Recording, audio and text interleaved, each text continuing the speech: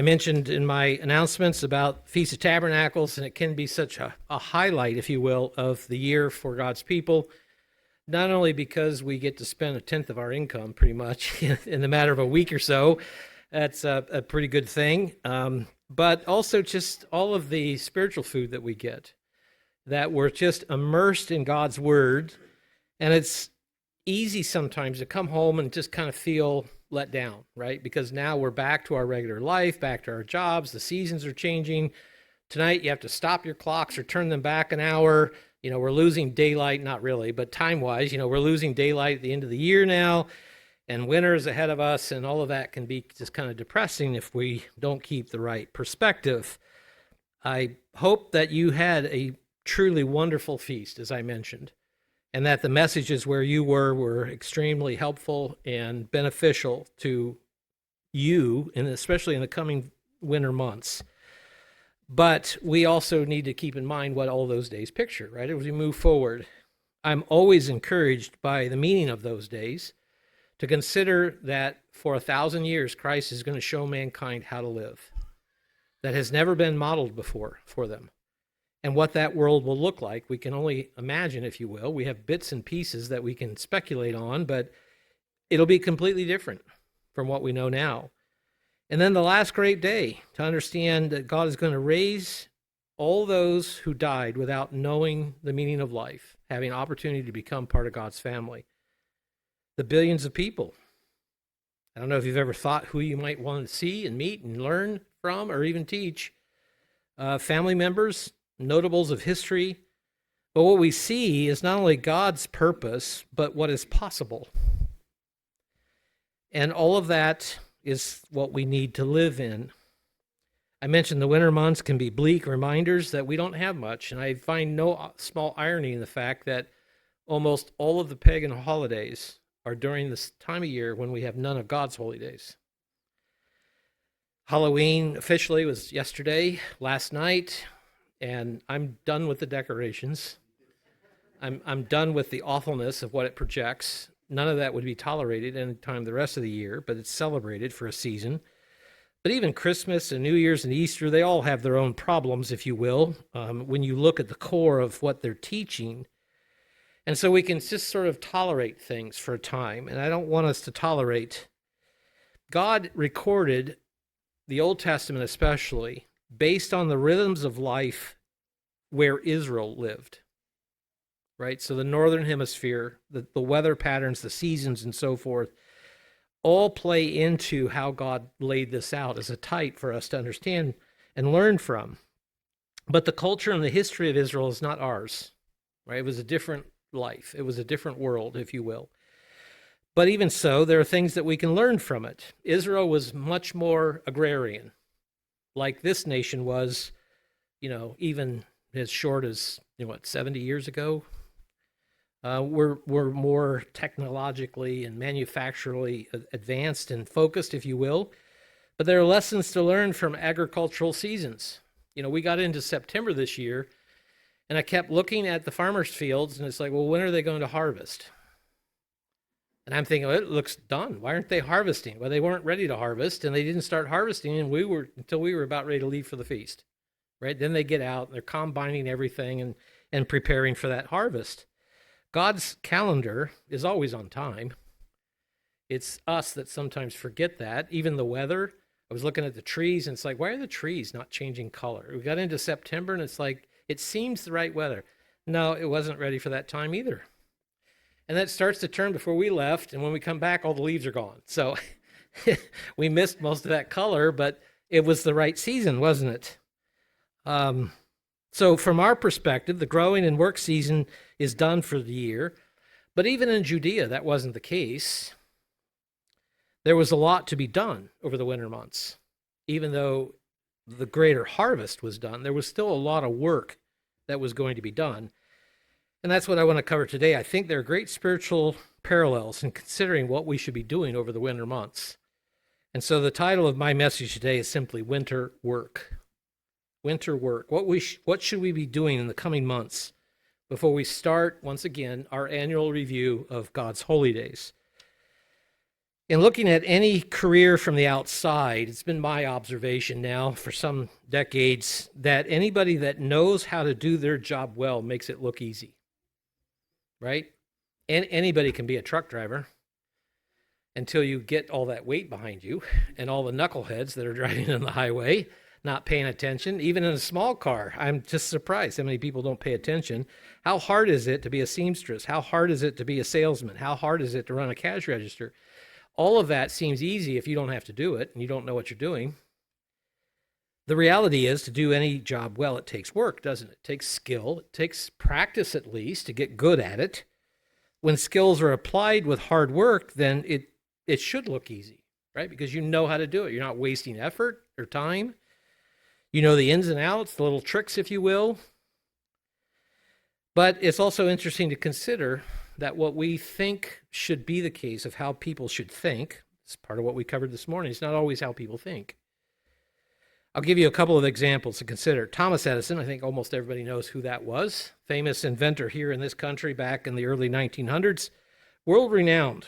He began his career as a telegraph operator, of all things. He didn't start out as an inventor, but he chose to be a telegraph operator. I don't know if you've ever looked into this. He chose it specifically because it gave him time. He specifically chose the overnight shift to be a telegraph operator because then he could work on his other stuff that he wanted to do, right? While he was getting paid to do something.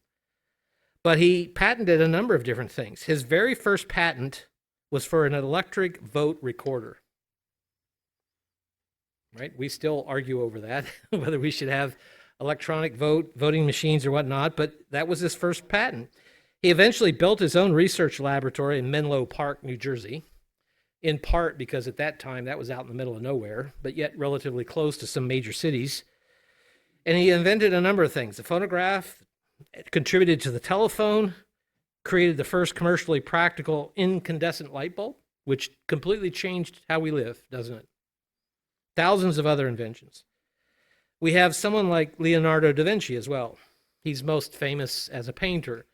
I don't know how many of you have seen the Mona Lisa. It's actually not a very big painting.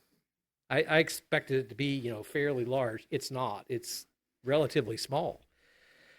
But it captivates people's attention, doesn't it? Because of not only the style, but the execution, how well he did it. And perhaps his most famous piece is The Last Supper, which isn't even painted on canvas. It's painted on a wall, plaster. That's a very difficult process.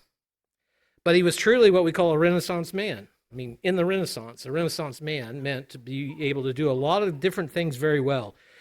And he did. He studied, he studied botany, anatomy, civil engineering, geology, optics, hydrodynamics.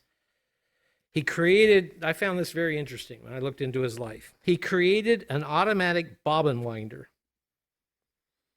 And this is the 1500s. But that was revolutionary.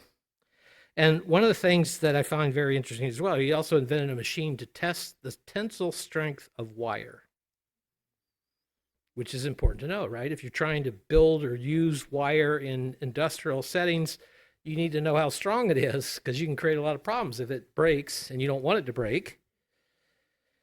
And another one from our history early in this country, George W. Carver came out of the Civil War time period as a free slave. And he decided that he wanted to learn from the world around him because he wanted to help his fellow man, slaves, be able to earn a living, to have a life. And he chose, as many of you probably are as well, the humble peanut plant. And he decided to follow that down the rabbit hole to see all the things that a peanut plant could be used for. Why did he pick a peanut plant? It was easy to grow. And if he could show a lot of different commercial uses for it, it'd be an easy way, if you will, a viable way for slaves to be able to have a life, to pay for them things themselves. He disseminated it around 105 recipes of different uses of peanuts. For the oils, certainly, to eat, obviously, but in use in paints and many other different things. And then he also went on to receive a master's degree at Iowa State University in biology. He became the first black faculty member of the Iowa State University. And what really gave him notoriety, most people think it's the peanut plant, but actually what gave him notoriety at the time was his work in crop rotation and diversification.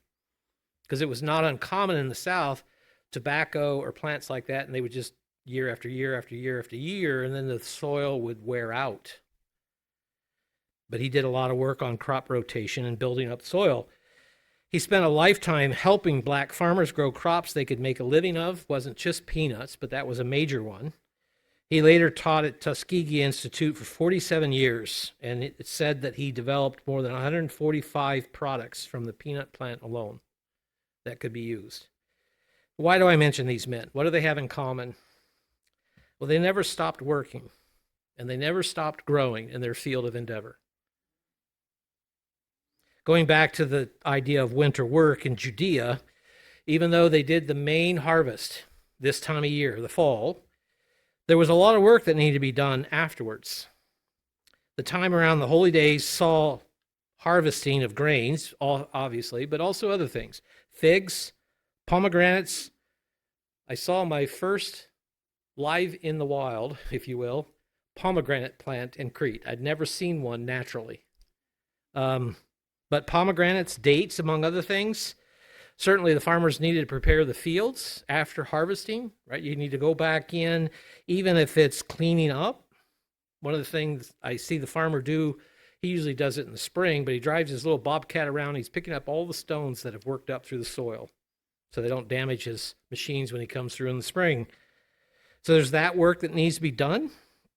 The ground doesn't freeze there like it can here, so it's a little different. But maybe clearing additional land for future crops. It could include maintenance, like I mentioned, of removing stones or weeds or repairing walls. But also fields could be plowed and planted. We don't think of that much here, but it's not uncommon in areas like Judea that you would plant what's called a winter crop. And the primary winter crop in Judea was winter barley, which comes into play with the spring holy days. The barley harvest is the harvest of the wave sheaf offering that initiates the harvest in the spring. So all of that needed to be done.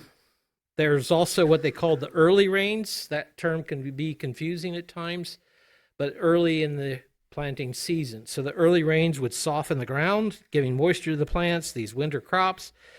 There's obviously equipment that needs to be serviced, animals that need to be taken care of, harnesses that might need to be repaired, all of these things that may not be able to be done during the year because you're busy taking care of the fields or the animals.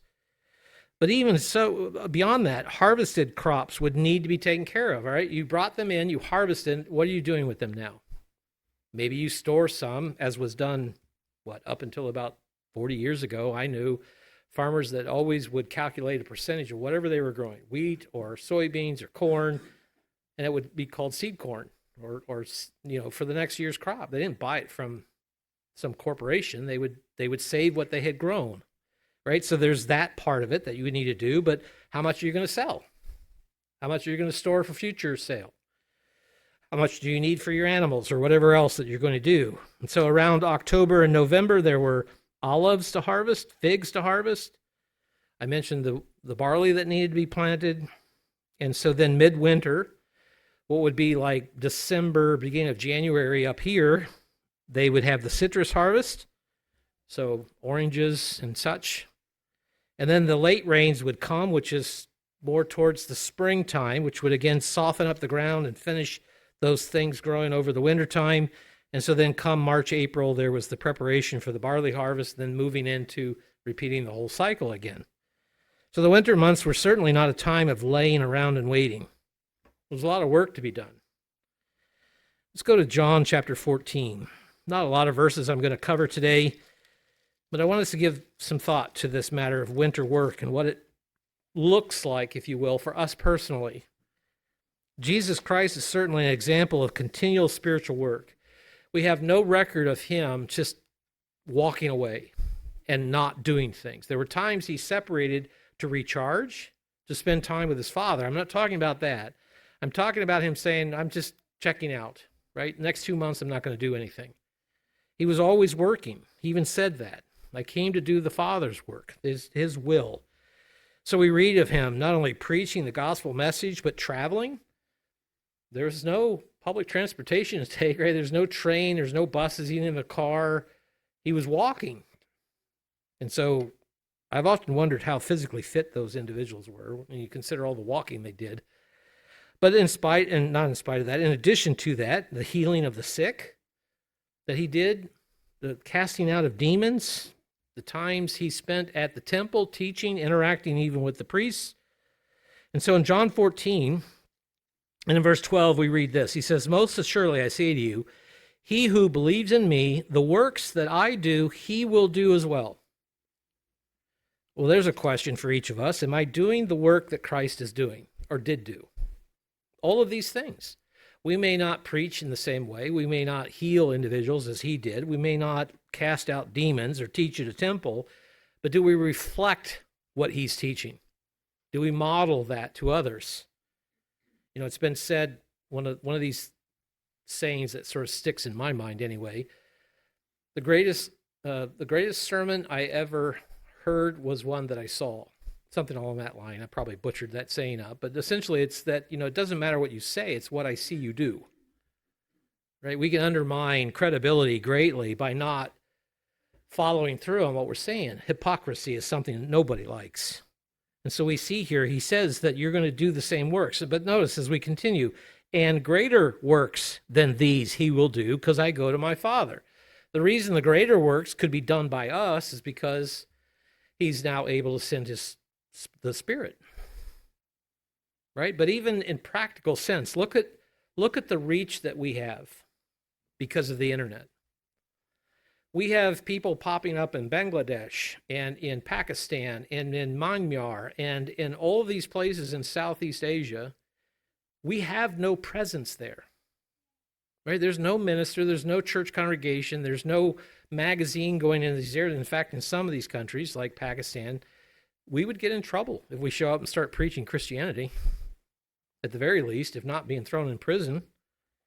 And yet, God is blessing that, obviously, but we've put that out there because of the money that he's provided. That's just one such area. Look at the global reach we have with anything we put on the internet.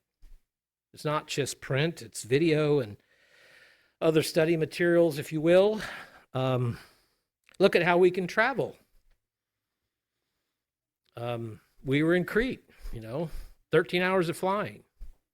That's a day, right? You go to the airport, you might need to make one or two stops, but in a day, I can be literally halfway around the world.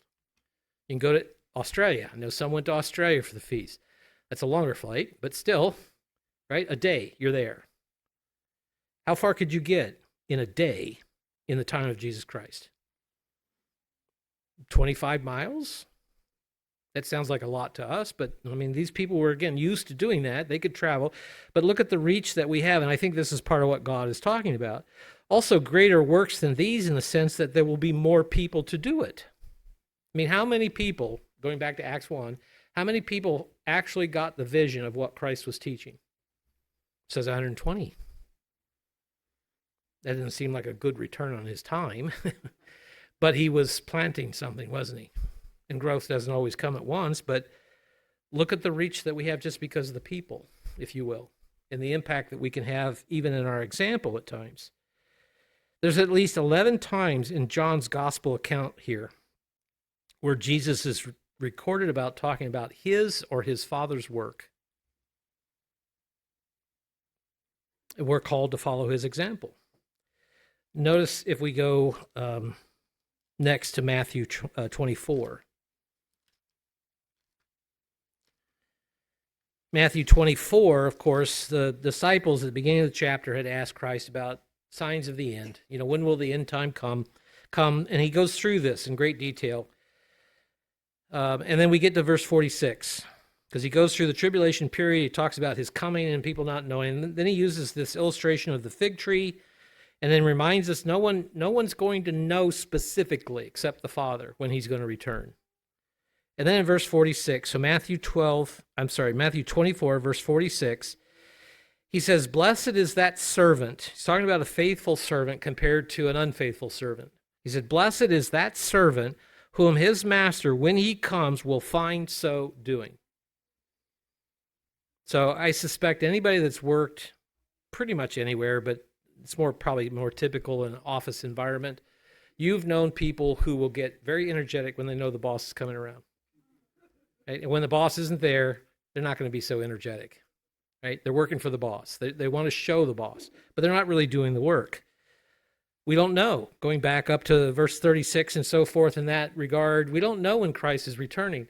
Are we just kind of holding on and we'll give it our best? We'll blast it out right before the end.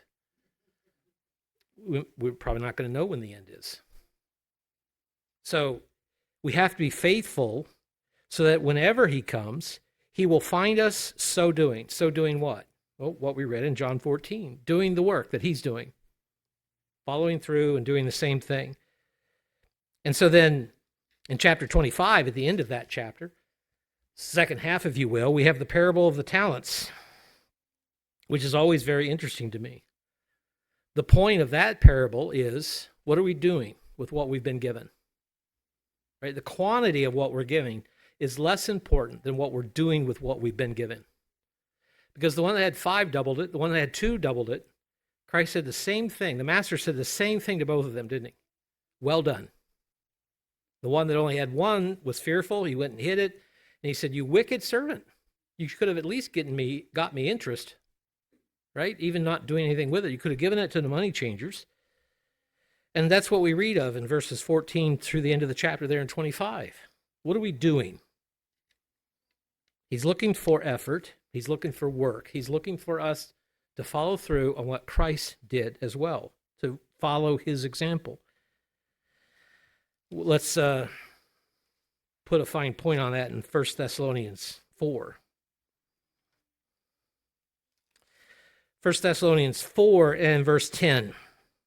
Paul here writes, he says, and indeed, you do so towards all the brethren. He's talking about his conduct here. To remember how we show people God's way of life. And so he says, the end of the verse is what I want to focus on. But we urge you, brethren, that you increase more and more. It's not enough to increase. We have to increase more. That's not saying that God's never satisfied. I think the caution is towards our human nature. Because we can get to a point where we think, I've done enough. Right? And there's nothing worse in my estimation as a pastor, as an elder, to hear somebody say, I'm good. And I've had people essentially say that to me. That's the caution against Laodicea, isn't it? I'm good enough. And if we think we're good enough, then usually we start sliding. Right? Because I used to be a graphic artist.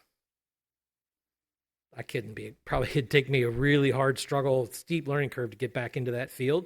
Because it's been 20 years. I haven't used those skills. Technology's moved on. The software's different. The deadlines are different. The model of how that work is done, it's all different. Everything's changed. So I can't rest on what I used to have. I have to keep current, don't I? I have to keep learning and growing. Part of that work, if you will, that God is looking for us, we find in John 15. A perspective. Mr. Shaby talked about this during the feast in his message. This matter of how we love one another. I think that is probably going to be our biggest public proclamation in the end time. How we love one another. Because love in the world is dying. Right? There's no care, there's no concern. It's very much, it's not completely awful yet, but the general focus and perspective, is, if you will, is I'm going to take care of myself. Everybody else is on their own. I'm going to take care of myself. To the point where if we have neighbors that step up and help us, it's very notable, isn't it? So I think some of you are aware of my lawnmower woes this summer. My riding lawnmower needed to be serviced. So I've got more than 1.6 acres, and I mow most of that. And a riding mower is really nice, right? I can mow the whole yard in less than 3 yards, and I'm done with it. And I don't have to walk very much. Well, it needed to be serviced. Blades need to be sharpened. Oil needed to be changed, all this stuff. So I took it into a local place that does this. It took them a couple of weeks, of course, because it's middle of the season and a lot of people are needing repairs and whatnot. And I get it back and all was good. It was running really good, better than it had in a long time. And I mowed my grass and that was all good. A week or so later, I need to mow the grass again. I get it out and I don't go more than probably about 50 feet and I'm smelling smoke. It's like, I don't have anything in the burn pit. I was back by the burn pit. I don't have anything in the burn pit. Where's that coming from? I'm looking around. It's coming out from underneath the cowling of the tractor. So I shut it off real quick, open it up. Sure enough, I checked the dipstick, no oil. When they changed the oil, they didn't put the fitting on tight enough. It had been slowly leaking oil. And where I park it, I couldn't tell. I didn't notice that it was leaking oil. The engine seized up, no oil. So then I have to call them up. Fortunately, they admitted it was their fault, but it took me a month to get it back in the middle of summer. And it was a wet enough year, grass is growing like crazy. So I had the push mower I could do around the house, but to mow the whole yard, I didn't have that kind of time with a push mower, with everything else that was going on. It finally got up to about mid-calf in terms of height, and I had to get the backyard cut. I just had to get it cut. So I tried with the weed trimmer. Oh boy, I have a battery weed trimmer. That lasted about 10 minutes. You know, the tall grass, it just gave up. And so then I get out, I call it a bush hog. It's a weed trimmer that my father-in-law gave me that's on wheels. It's got, you know, an engine behind it, gas powered. It's got longer strings. It can handle the tougher stuff. It was working, but it was taking me forever. So I finally said, okay, I'm just going to have to bite the bullet. Got out my push mower, and I'm just slogging through it. And it's, you know, really slow because you have to let it cut. You have to let it get in the bag, and I'm emptying the bag every 5 minutes. You know, it's just this constant thing. My neighbor happened to look out the window because I'm in the backyard. He happened to look out. He's hearing me go at this. I don't know how long he was hearing me. He finally comes over and he says, "You need some help?" And I said, "Well, yeah, I could do that, but he's got a zero turn. My backyard's got some wet spots in it." I said, "I don't know that you can get your zero turn back here." He says, "Well, I'll just be really careful with it." And I said, "Well, if you're going to do that," I showed him, you come down that side of the yard that way and come across this way. It was drier areas. So he did. And in 10 minutes, he had my whole backyard cut. Now, it's a mess because the grass was this tall. He just bush hogged the whole thing, but it was done, right? I still had to rake it all, but it was done. That's notable. Nobody else came and offered to help cut my grass, and nobody else seemed to be concerned about it, but neighbor helping neighbor. John 15, verse 17, family. These things that command you, notice, that you love one another. We may not have the agricultural perspective or need that this nation used to have, that Israel basically had as a culture. So we may not be repairing walls and clearing fields and worrying about what we're going to do with the stuff that we harvested and all that sort of thing. But this is work too, that you love one another. That's challenging at times, isn't it? We don't think the same. I think one of the biggest difficulties we have in our interpersonal relationships is that we think everybody thinks like we think. And most people don't think like we think. I'm talking about me personally, right? And the more obtuse you get, the less people are going to think like you. But to love one another, that's a directive, isn't it? And love is a verb, not a noun. So it's something that we have to put in action, something we have to practice, something we have to do. It requires effort. Because some people take more effort to love than others. But it takes effort to have the desire, doesn't it? It takes effort to understand who they are as a person and how to love them the way they need to be loved. So we read of this as well in Hebrews chapter 10. Hebrews 10 and verse 24. We find here it says, "And let us consider one another in order to stir up love and good works." That's a better translation than the King James. The King James says, "provoke one another." So I had 4 brothers. I understood how to provoke. It's not talking provoking in a bad way, right? But stirring up, to take something and make it better. You know, one of the jobs I had when I was still in my parents' house before I went off to college and so forth, just growing up, was to tend the fire. We heated that one end of the house with a fireplace, later a stove, and you could have the fire almost completely gone. You'd clear out some of the ash, the stuff that was truly dead. You'd save the embers. You'd put them in a pile. You'd put some tinder on top. You'd take the billows and blow on it a couple of times, and the fire just takes off, right? That's what I see in this. Stir up love and good works. Nurture the relationships. Invest the time. He even goes on to use an example in verse 25, not forsaking the assembling of ourselves together. Because if we're never together, how are you going to love each other? You have to do that in person, don't you? Again, love is a verb. How am I going to love somebody to the level that I should if I'm never around them, if I'm never serving them? So we see this as well in Galatians chapter 5. One of the ways we love one another is to serve one another. Galatians 5 in verse 13. For you, brethren, have been called to liberty. Right? This verse rang to me back in 95. I know that predates some of you. But in the division that happened within the church back then, there were too many people that said they were happy to see the changes coming because their view of what God was expecting of them was too much of a burden.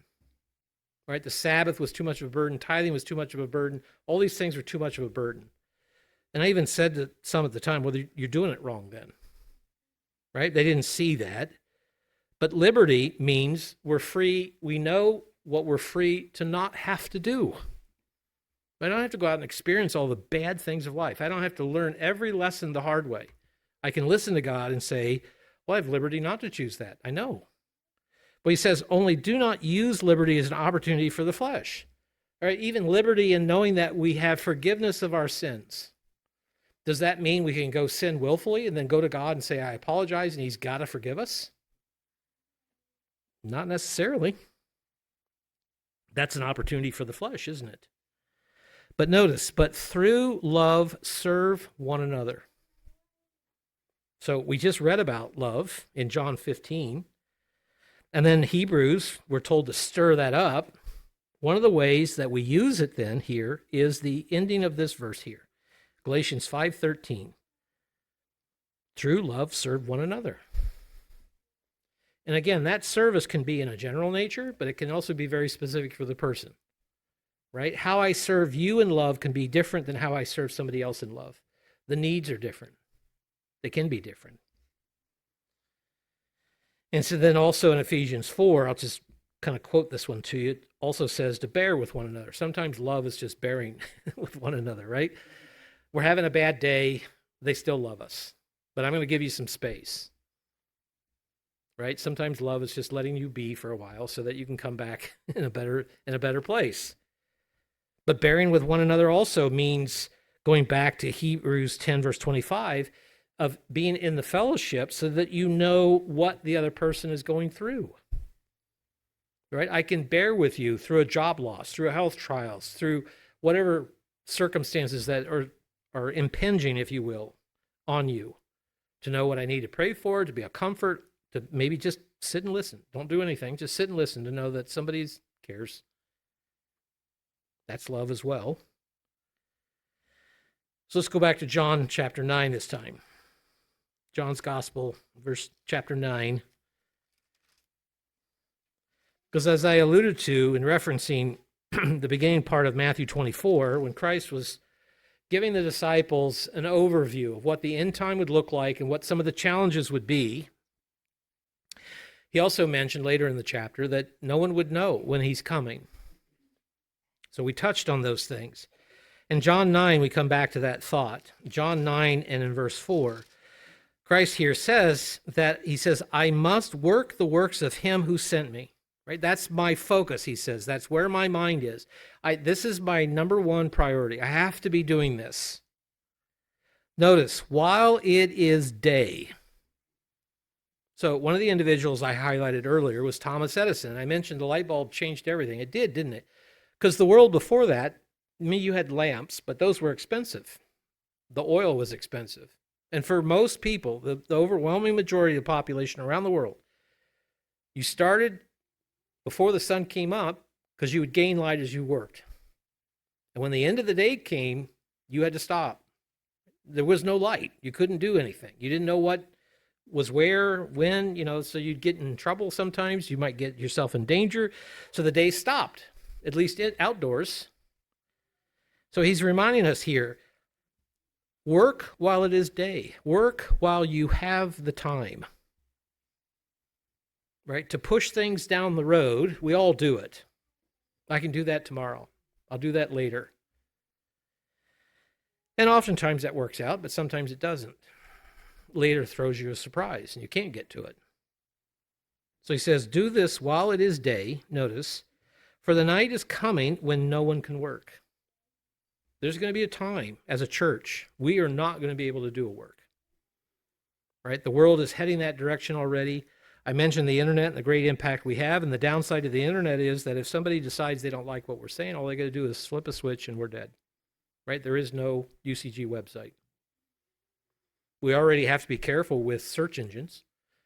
When we place ads for the Beyond Today videos or different things that we might want to promote to entice in the right way people to come to the website, there are certain keywords and key phrases we can't use. We'll get banned from the search engines. And it's not that it's terribly awful, it's just that it's not politically correct. Right? It's not the right words, or the words are used the way they're not comfortable with. So there's going to come a time when we're not going to be able to do a work. So we have to do a work when we can, right? To accomplish what we can accomplish now while we can. This is collectively, but certainly, and probably more importantly, individually. The coming months then are not just a time of simply waiting for spring. I fall into that pattern. I struggle with SAD, seasonal affective disorder. So I have 5,000 Kelvin wavelength light bulbs in my lamps on my desk. And I have to remind myself in the wintertime, time for a break. I go up, I stand by the back door, and I just close my eyes and stand in the sun. Because winter's hard for me. I don't like winter. But I still have to get things done, don't I? So you make adjustments, you make it happen. You refocus from doing outside work to inside work, and all these things to do. I just want to highlight this. I did this a little bit in my Sabbath thought last night, but with all the messages given in the last month and a half, and depending on how you slice the time, the numbers can be a little different.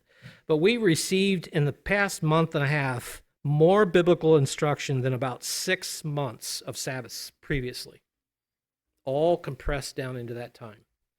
The sermonettes, the sermons, the Bible studies, or whatever else was taking place, that's a lot of instruction, isn't it? So these coming months offer a time to review, to study, to practice the things that we heard, things that we read.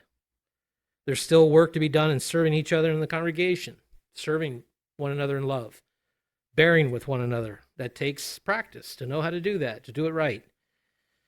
There's still work to be done in the end time, to live and preach the gospel message, especially our example. We need to prepare for the review of God's holy days that will begin again next spring. To anticipate that, be considering those things again. I would encourage all of us to make the most of this Sabbath day and each one that will follow until we once again begin the rehearsal of God's plan of salvation in his holy days. And to the point of what Christ said, let us be always mindful to be doing the work that we need to be doing while there is time to do it.